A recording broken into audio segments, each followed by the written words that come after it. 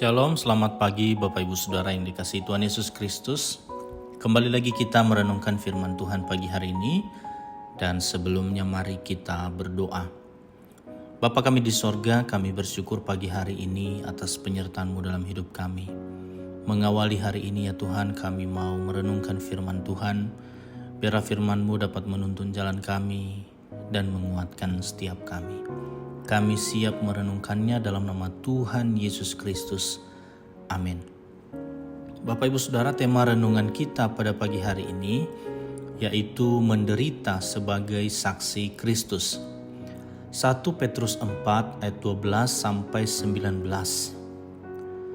Saudara-saudara yang kekasih, janganlah kamu heran akan nyala api siksaan yang datang kepadamu sebagai ujian, seolah-olah ada sesuatu yang luar biasa terjadi atas kamu.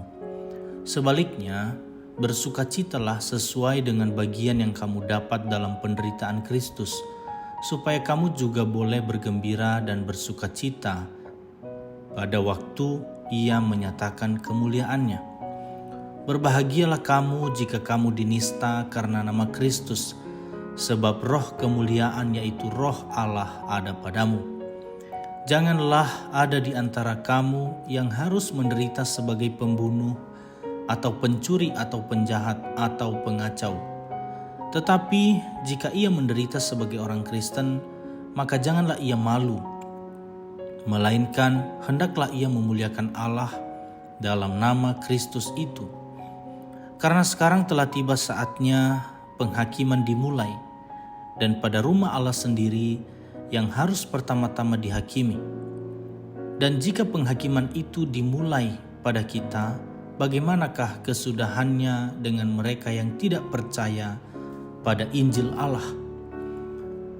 Dan jika orang benar hampir-hampir tidak diselamatkan, apakah yang akan terjadi dengan orang fasik dan orang berdosa?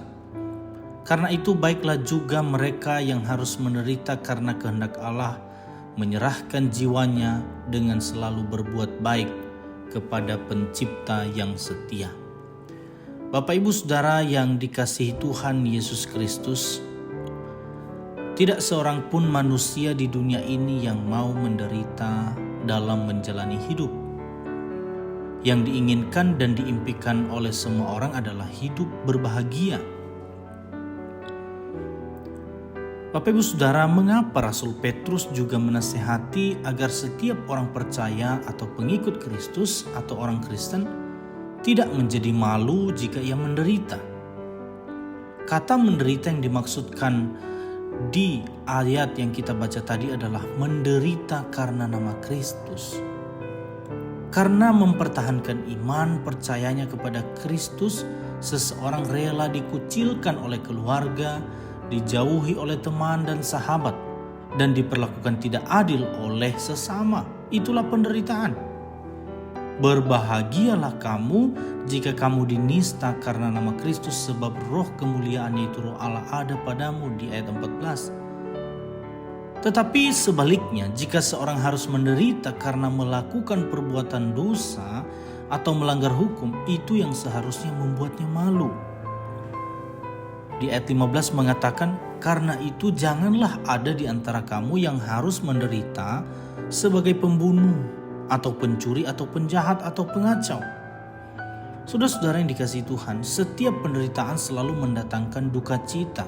Tetapi firman Tuhan memperingatkan agar kita jangan menderita karena dosa, melainkan karena kebenaran. Dalam 2 Timotius 3:12 mengatakan, memang setiap orang yang mau hidup beribadah di dalam Kristus Yesus akan menderita aniaya. Kata aniaya di situ hampir selalu berkaitan dengan penderitaan. Nah, berbicara tentang aniaya, umumnya pikiran kita langsung tertuju kepada penderitaan secara fisik karena siksaan. Itu tidak salah.